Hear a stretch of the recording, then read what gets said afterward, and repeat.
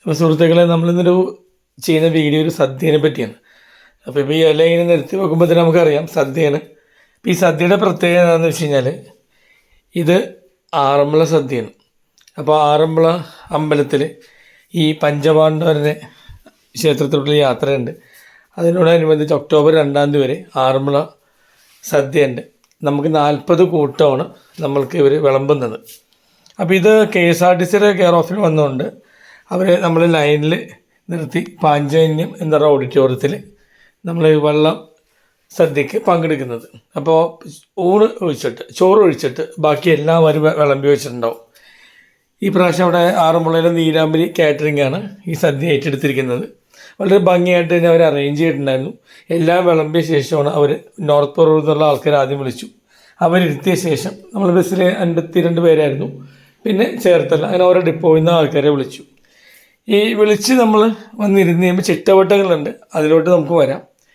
ആദ്യം നമുക്കിഷ്ടമുള്ള സ്ഥലത്ത് നമ്മൾ ഇരുന്ന ശേഷം നമ്മൾ ഊണ് വിളമ്പുന്നതിന് ശേഷം നമുക്ക് കഴിക്കുന്നതിന് മുമ്പായിട്ട് ഇവിടുത്തെ കുറച്ച് ചിട്ടവട്ടങ്ങളുണ്ട്. വിളക്ക് തെളിയിച്ച് പാട്ട് പാടി ദൈവത്തിന് അനുമതി ചോദിച്ച ശേഷമാണ് നമുക്ക് കഴിക്കാൻ പറ്റുള്ളൂ.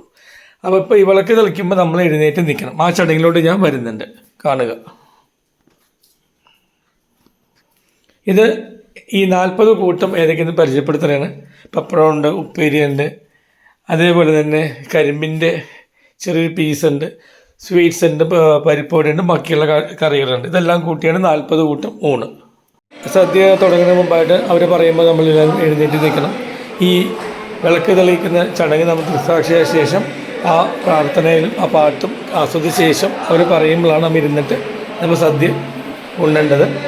നന്നായിട്ട് അവരെ വിളമ്പി തരുന്നുണ്ട്, ഓരോരുത്തരെയും കെയർ ചെയ്യുന്നുണ്ട്. സ്വാഭാവികമായിട്ട് ആദ്യം ഫാനിൻ്റെ അകത്ത് ഇത്തിരി ചൂടുണ്ട്, പക്ഷെ അത് ഈ ഒരു പ്രത്യേക സദ്യയിൽ പങ്കെടുക്കുമ്പോൾ അതെല്ലാം അലിഞ്ഞു തീരും. ജീവിതത്തിൽ എപ്പോഴും നമുക്ക് പങ്കെടുക്കാൻ പറ്റിയ ഒരു സദ്യ ഉള്ളത്. അപ്പോൾ നിങ്ങളുടെ നാട്ടിൽ അന്വേഷിച്ച് കഴിഞ്ഞാൽ വള്ളസദ്യയുടെ ടൂർ പാക്കേജ് ഉണ്ടാവും. KSRTC വഴി പോകുന്നതാണ് നല്ലത്. എല്ലാ അമ്പലങ്ങളിലും കൃത്യമായിട്ട് പോകാൻ പറ്റും.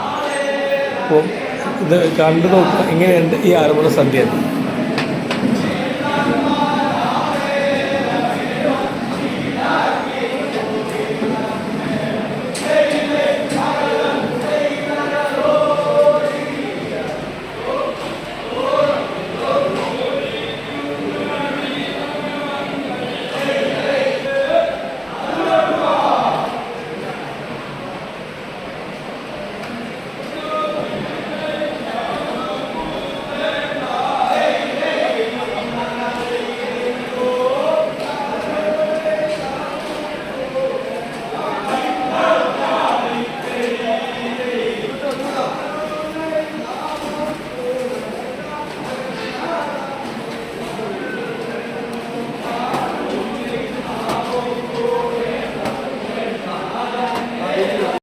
നമ്മുടെ സദ്യയുടെ സമാപിക്കുകയാണ്. എല്ലാവരും വളരെ സന്തോഷമായിട്ട് പങ്കെടുത്തു. രുചികരമായിട്ടുള്ള ഭക്ഷണമായിരുന്നു.